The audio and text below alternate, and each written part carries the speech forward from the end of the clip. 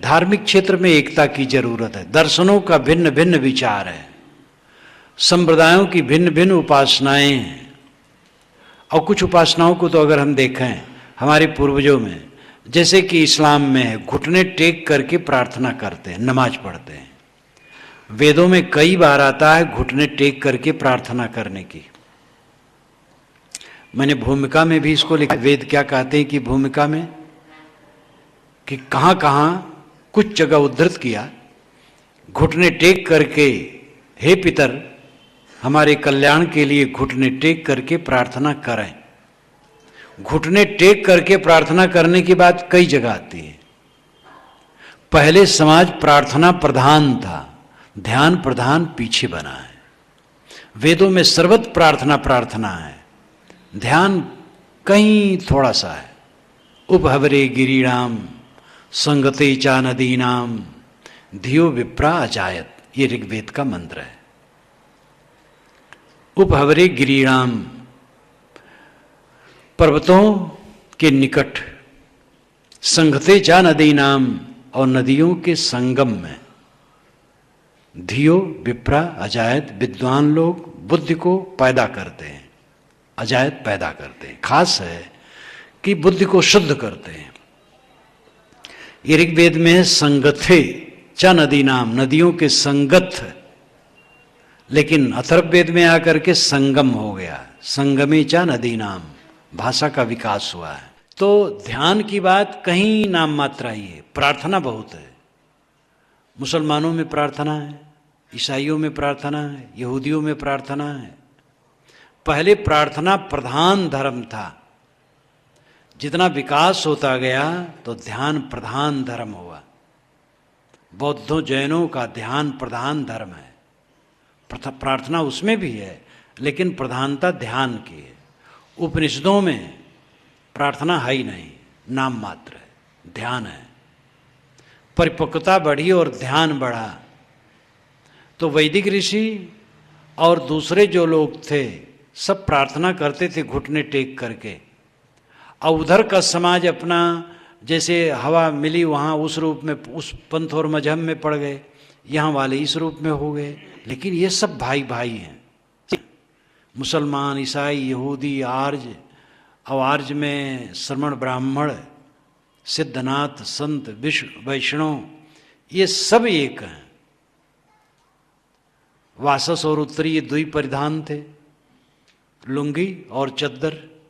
आज भी मक्का जब तीर्थ जो लोग जाते हैं तो वहाँ इहराम नाम की एक क्रिया होती है, उसमें मुड़ मुड़ा देते हैं, और हम लोग जैसे कपड़े पहनते हैं ऐसे वो कपड़े पहन लेते हैं। और अहिंसा व्रती होते, संयमी होते, ब्रह्मचारी उतने समय रहते हैं, एकदम पूरा त्याग, कोई किसी गंदी चीज का सेवन नहीं। हरम शब्द आया है वेदों में कई बार।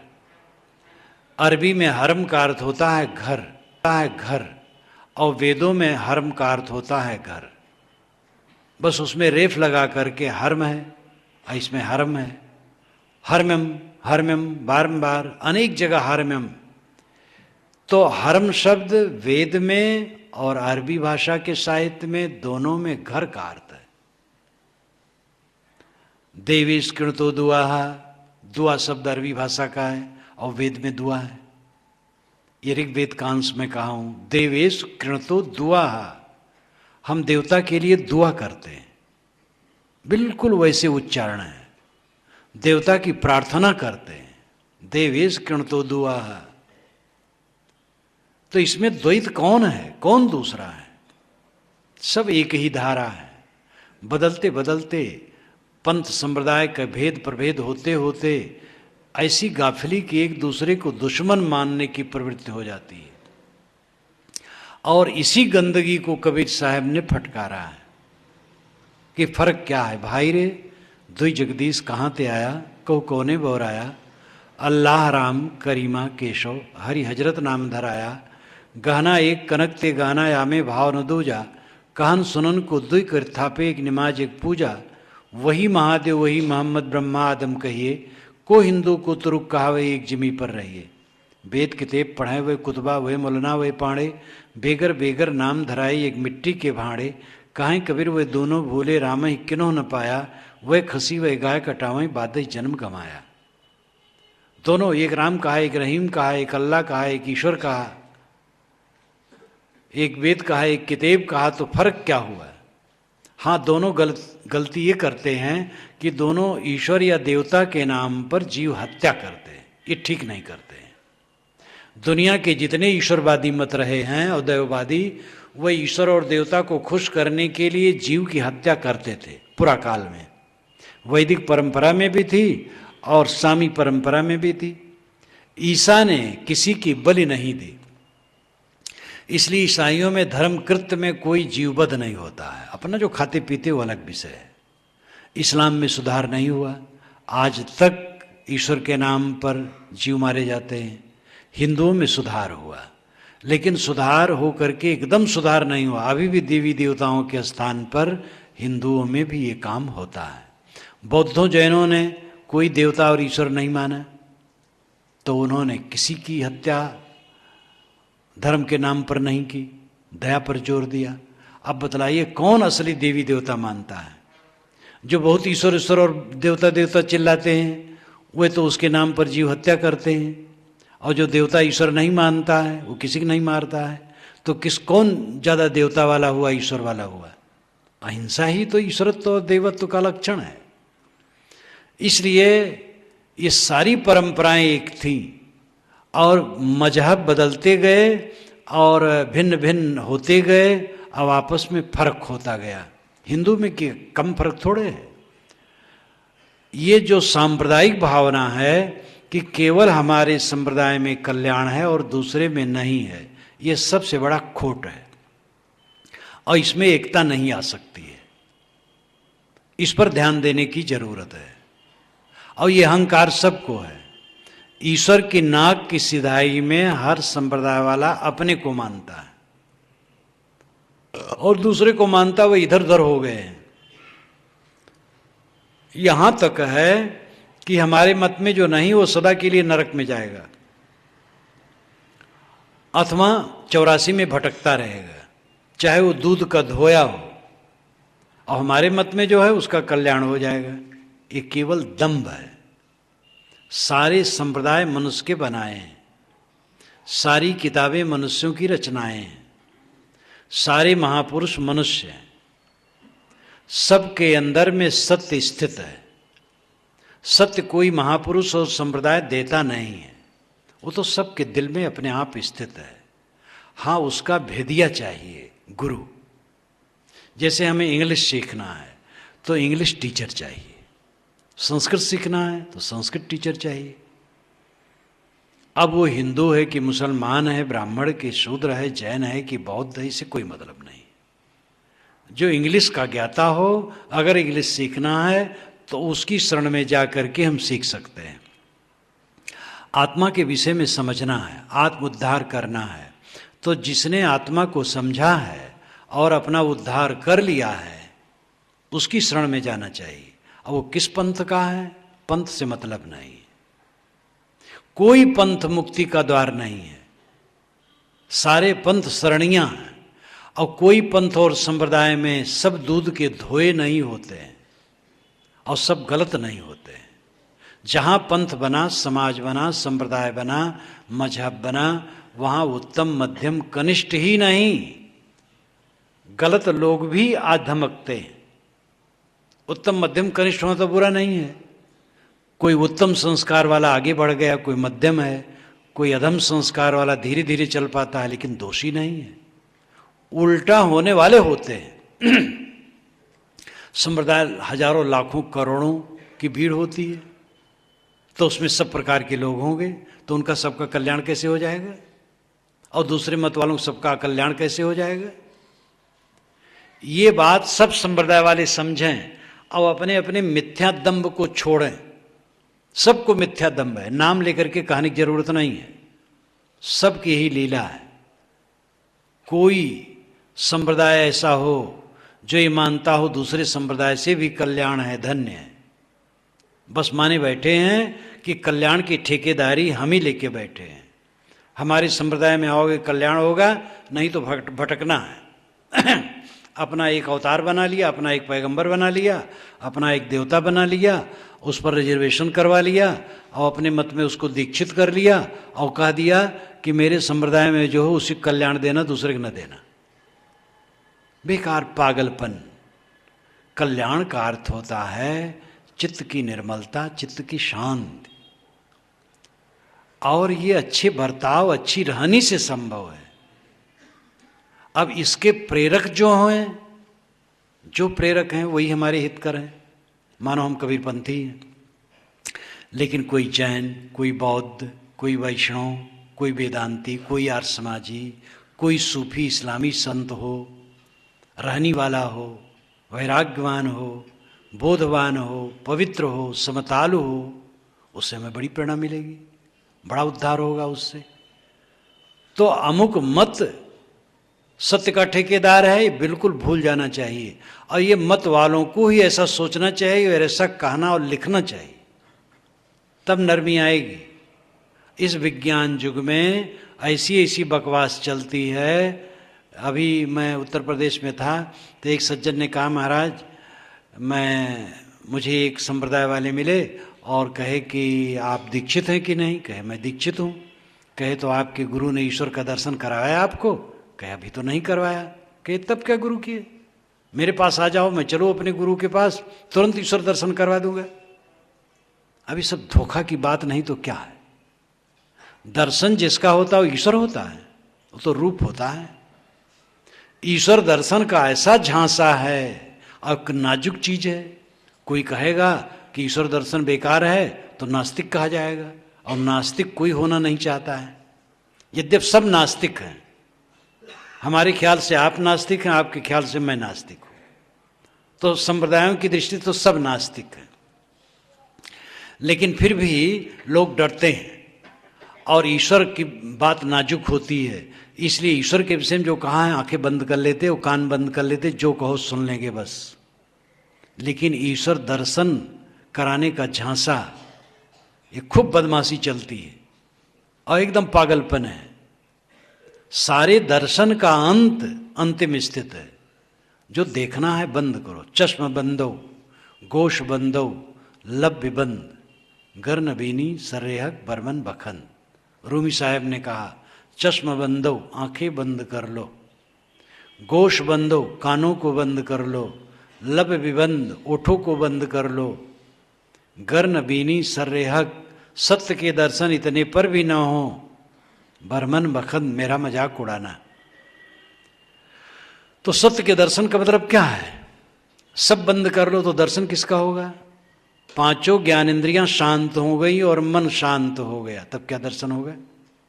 इंद्रिय और मन द्वारा बाहर के वस्तुओं का ग्रहण होता है। कल्पना करो, आप आंखें बंद कर लें, नाक बंद कर लें, कान बंद कर लें, त्वचा पर पलस्तर कर दें, सब इंद्रियां बंद कर दे और मन आपका सुप्त हो जाए, तो आप क्या जानेंगे? कुछ नहीं जानेंगे। जानने के साधन 6 हैं: आंख, नाक, कान, जीभ, चाम, मन।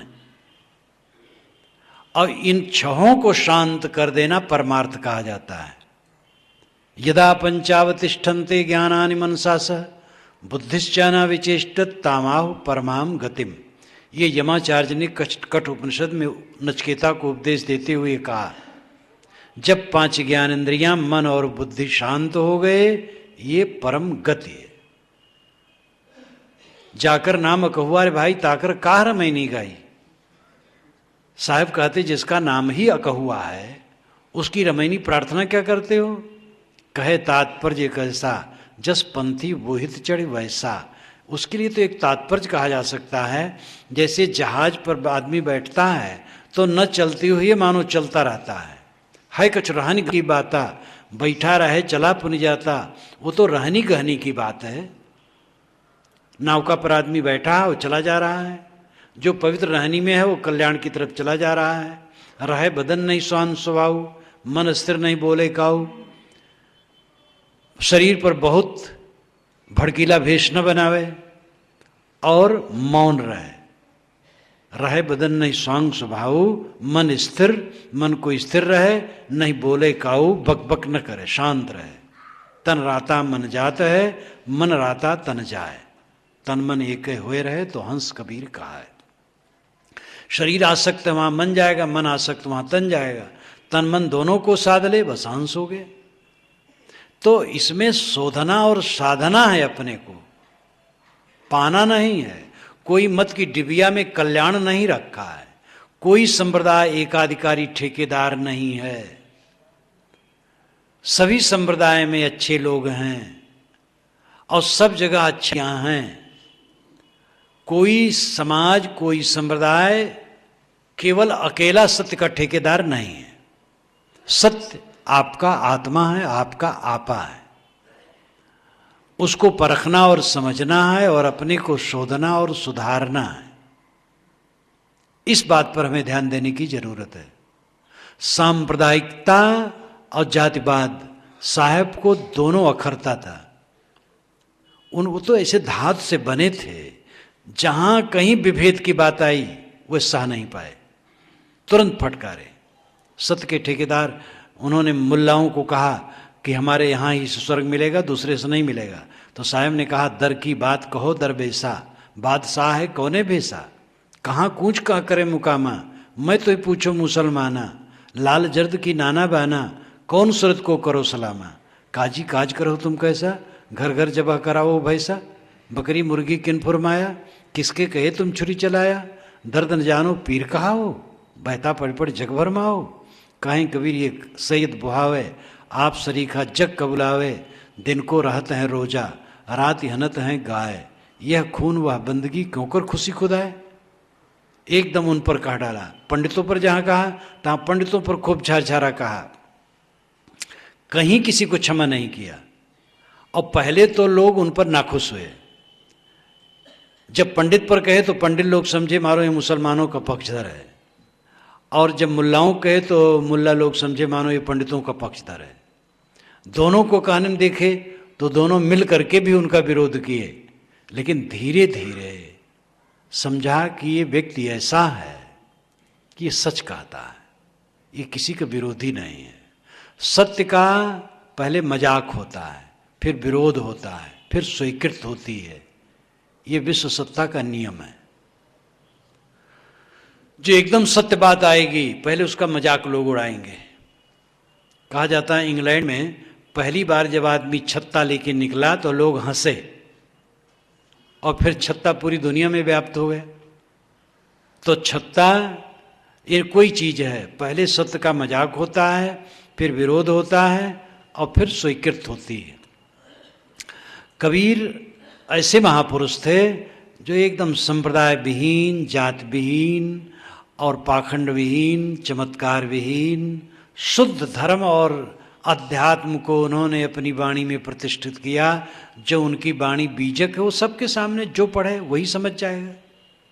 मैं तो बीजक जब पहले पढ़ा, ये सन 50 की बात होगी, तब मुझे पहले कुछ धक्का लगा, क्योंकि मैं सगुण उपासक आदमी और उसमें ऐसी बातें काट बहुत थी, लेकिन दिमाग खींचता गया।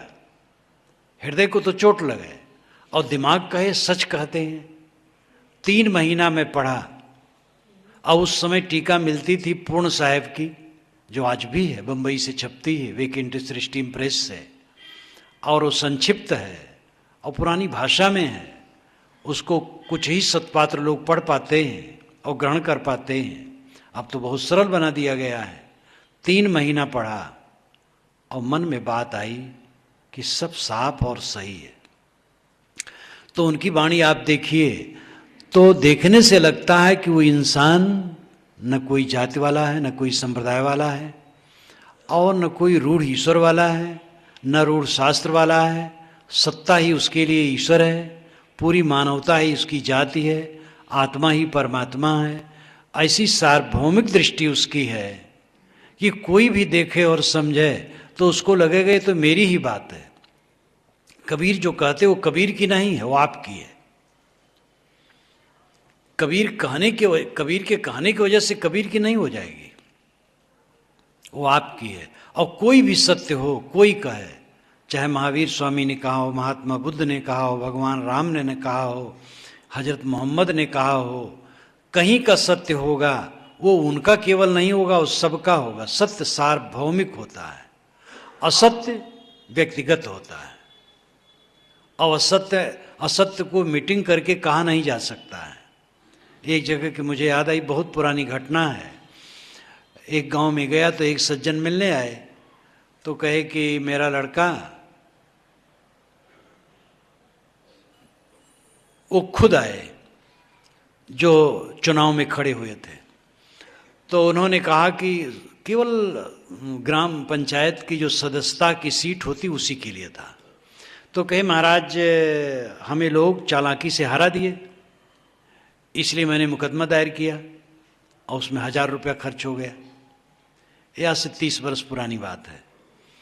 तो उनका भाई आया तो कहा कि साहब देखो हमारा भाई छोटा इतना चपल है कि बेकार में चुनाव में खड़ा हो गया और हार गया, तो मुकदमा हम शुरू कर दिया, उसमें 400-500 रुपये बेकार में खर्च कर दिया।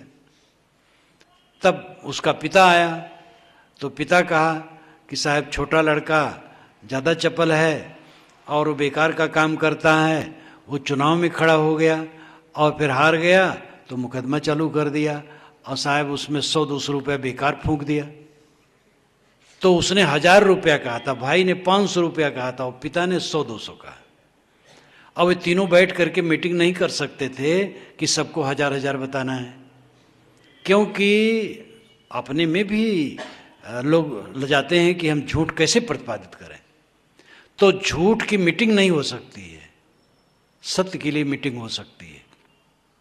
इसलिए झूठ जो बातें होती वो अलग अलग हुआ करती हैं और सत्य सबकी एक होती है। इसीलिए हमें एकता के सूत्र खोजना चाहिए। राम रहीम अलग अलग भाषा है, लेकिन सबकी अंतरात्मा की जहाँ बात आती है वो अलग अलग भाषा नहीं है।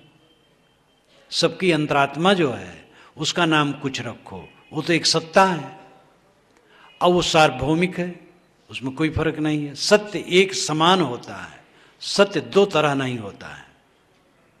इसलिए हमें आध्यात्मिक, आदि भौतिक, आदि दैविक समस्त क्षेत्रों में एकता स्थापित करने की जरूरत है। और जितना हम सत्य के निकट होंगे एकता अपने आप आएगी। पूजा पाठ की बात है, वहाँ आपस में फर्क हो जाता है।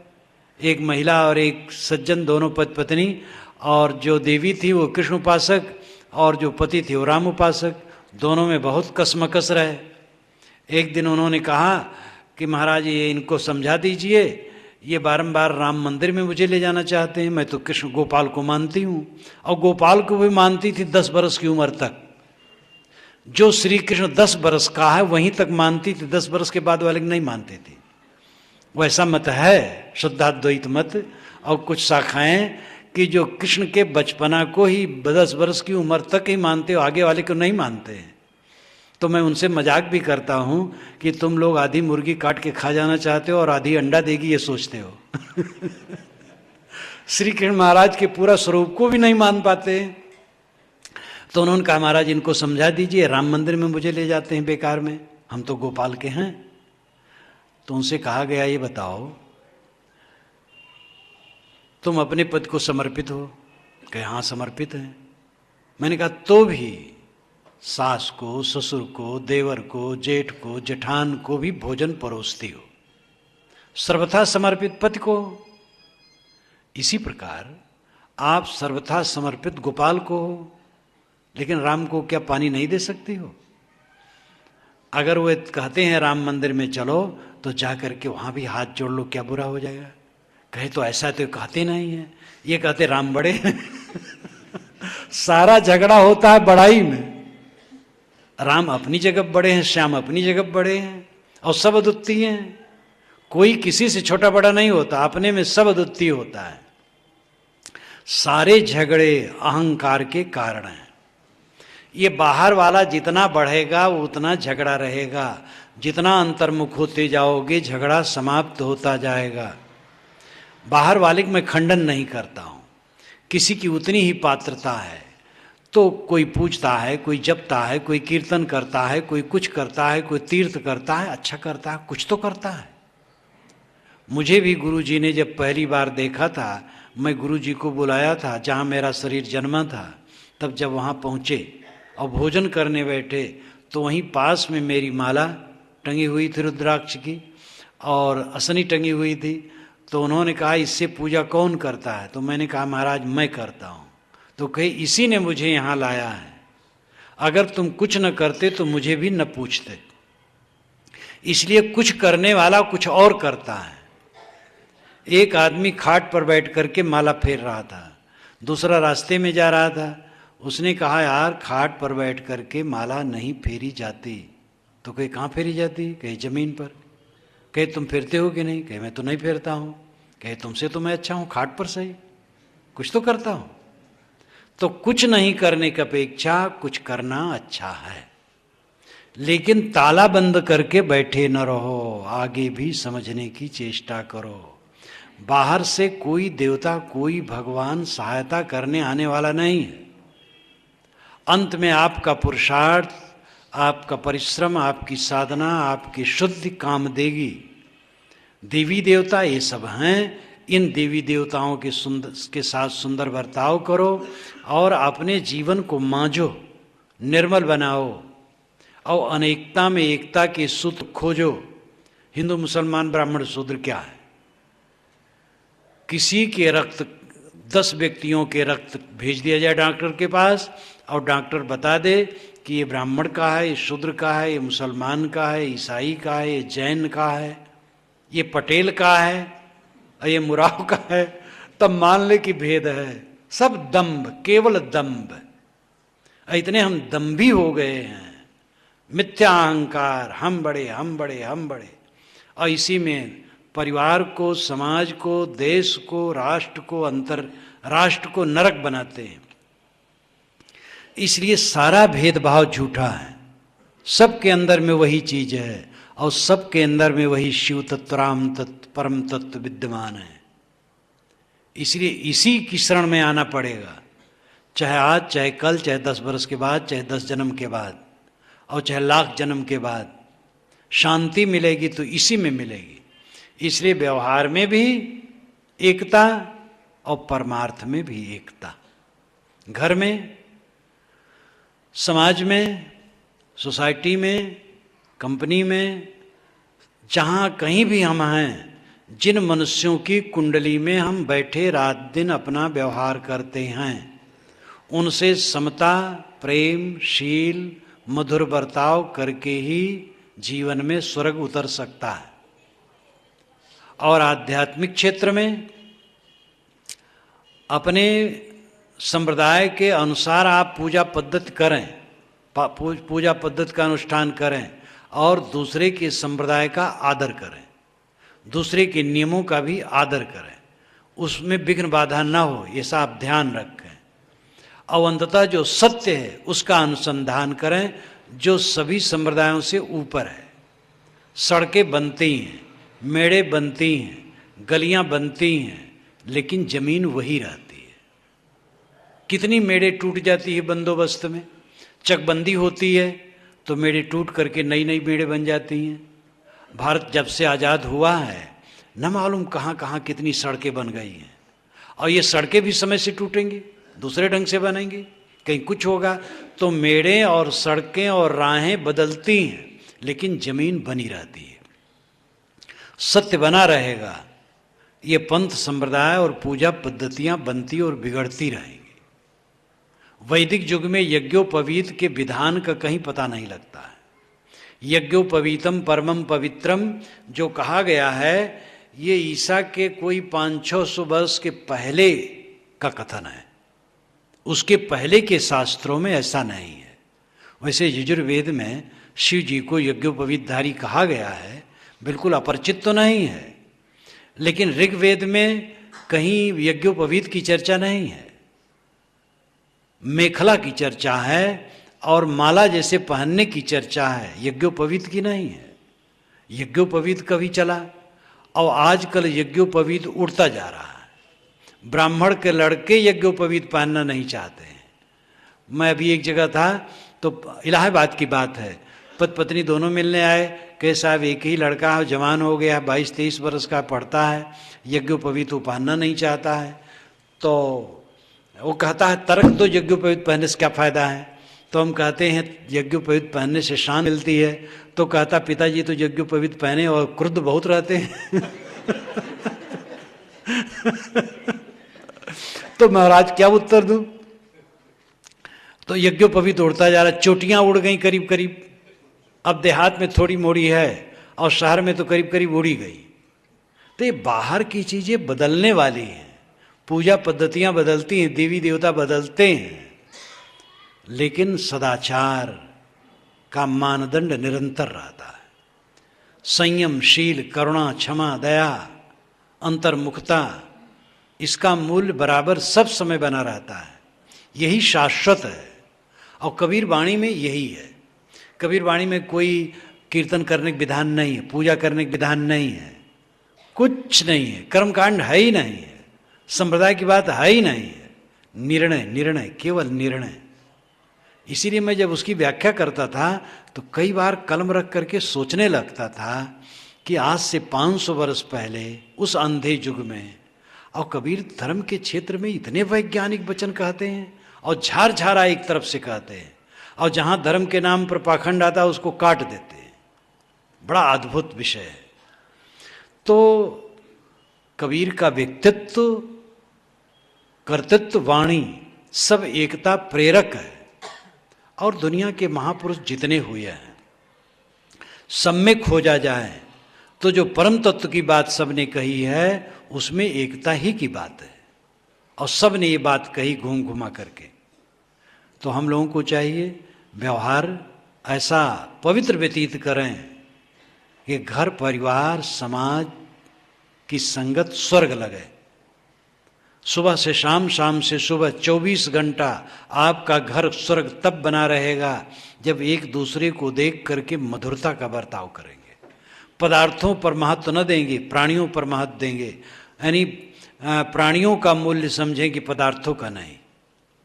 और अध्यात्म में भी कोई संप्रदाय सत्य का ठेकेदार नहीं है। सब अपना अपना अहंकार दूर करें। सत्य सबके अंदर में है, सत्य सबका अपना स्वरूप है, और यथार्थ सद्गुरु संत की जरूरत है, अच्छे विवेकवान सज्जनों की जरूरत है, जिनके सहारे से सत्य का ज्ञान हो और सत्य की तरफ उन्मुखता हो। सत्य का ज्ञान होने के बाद त्याग ही सबसे बड़ी चीज है। त्याग के बिना रहनी नहीं होती है। जैसे कि गम खाना है तो त्याग चाहिए, अहंकार का त्याग। किसी ने कट कह दिया, सह लेना है, तो इसमें अहंकार का त्याग चाहिए। खाने पीने में लोलुपता है, संयम चाहिए, तो लोलुपता का त्याग करना पड़ेगा। ब्रह्मचर्य पालन करने के लिए लोलुपता का त्याग करना पड़ेगा। हर जगह सत्य को जान लेने के बाद रहनी का जो विषय है वो त्याग है। कबीर साहब ने कहा है, करनी करे सुपूत हमारा, कथनी कथे सुनाती, रहनी रहे सो गुरु हमारा, हम रहनी के साथी। करनी करे सुपूत हमारा, कथनी कथे सुनाती, रहनी रहे सो गुरु हमारा, हम रहनी के साथी। जो कथनी कथता है वो हमारा नाती है, लड़की का लड़का है, और जो करनी करता हमारा पुत्र है, खून का है, निकट का है, और जो रहनी में रहता हमारा गुरु है। गुरु से बड़ा कोई नहीं होता है। हम रहनी के साथी। ये 3 बार बात पर अंत में ध्यान दे, कथनी, करनी और रहनी। ज्ञान की चर्चा कथनी है और इंद्रियों के पवित्र आचरण करनी है, और मन की गहरी शांति रहनी है। कथनी करनी में बदलना चाहिए, करनी रहनी में बदलना चाहिए। साहब कहते मैं रहनी के साथी हूं। तो सत्य को जान लेने के बाद, आत्मा को पहचान लेने के बाद अलग परमात्मा आत्मा नहीं खोजना है जी। सबके अंदर में दृष्टा बोधा बैठा है। मैं खाता हूँ, मैं आता हूँ, मैं जाता हूँ, मैं ये काम करूँगा, मैं ये काम नहीं करूँगा।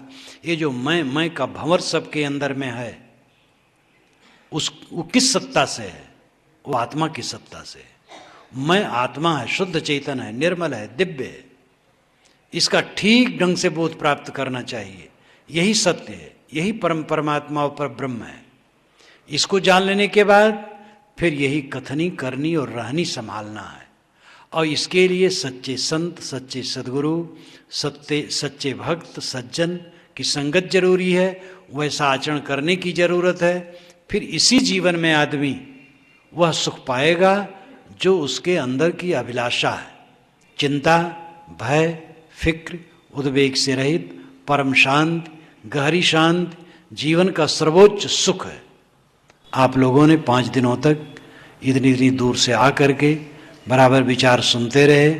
आपके धैर्य और श्रद्धा और सद्भावना की प्रशंसा करते हुए मैं अपनी वाणी को विराम देता हूँ।